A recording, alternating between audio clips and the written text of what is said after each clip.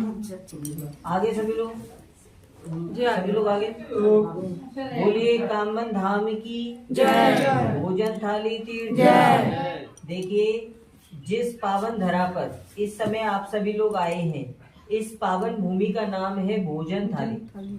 चित्रपट में देखिए कि ठाकुर जी कृष्ण बलराम अपने सखाओं के साथ बड़े प्रेम भाव से इस पावन धरा पर अपनी भोजन लीला कर रहे हैं, इसलिए इस पावन भूमि का नाम है भोजन थाली। ये जो चिन्ह देख रहे हो आप, ये ठाकुर जी की भोजन लीला के पात्र हैं। वो पात्र जिन पात्रों में ठाकुर जी ने भोजन किया। ये छोटी थाली भगवान कृष्ण की, बैठे रहिए सभी लोग, ये भगवान कृष्ण की थाली है। ये बड़ी थाली है बड़े भैया बलराम जी की। ये कटोरा कन्हैया का, ये बलराम जी का। ठाकुर जी के घर में क्या कमी थी? कोई कमी थी? नंद लाला कहा जाता है कन्हैया को। 9 लाख गैया ठाकुर जी के घर में। अगर चाहते तो अपने घर से ठाकुर जी सोने चांदी के पात्र ला सकते थे, उन पात्रों में भोजन कर सकते थे। ठाकुर जी ने इस पावन धरा पर कामन धाम इंद्रसेन पर्वत अपना भोजन करने के लिए इन पाथर के पात्रों की रचना की है। किस भाव से? ठाकुर जी का भाव ये था कि मेरे भक्तों को अनंत काल तक सहजता से, सुगमता से मेरी भोजन लीला का दर्शन लाभ मिलता है। जो भक्त सच्चे मन से, सच्चे भाव से मेरी भोजन लीला का दर्शन लाभ लेंगे, उनके घर परिवार में कभी कोई कमी नहीं रहेगी, सुख शांति हमेशा बनी रहेगी।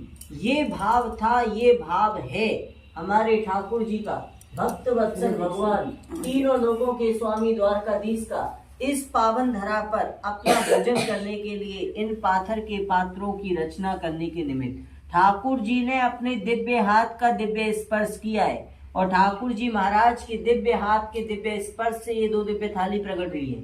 छोटी थाली कन्हैया की, बड़ी बलराम जी की। ये कटोरा कन्हैया का, ये बलराम जी का। ये अक्षय पात्र हैं। ऐसी मान्यता है कि जो भक्त अपने जीवन काल में एक पल के लिए भी ठाकुर जी की भोजन लीला का दर्शन लाभ ले लेता है, ठाकुर जी की कृपा से घर परिवार में सुख शांति हमेशा बनी रहती है। ये जो शिला रूप का दर्शन कर रहे हो आप, ये है अन्नपूर्णा सौभाग्यवती वरप्रदा भक्त शिरोमणि कृष्णावती मैया। शिला रूप में हमारे ठाकुर जी बाल रूप में यहीं पर माता रानी की गोद में विराजमान हुए। माता रानी की गोद में विराजमान होकर के ही हमारे ठाकुर जी ने इस पावन धरा पर अपनी भोजन लीला परिपूर्ण की है। आप सामने दर्शन कर रहे हो।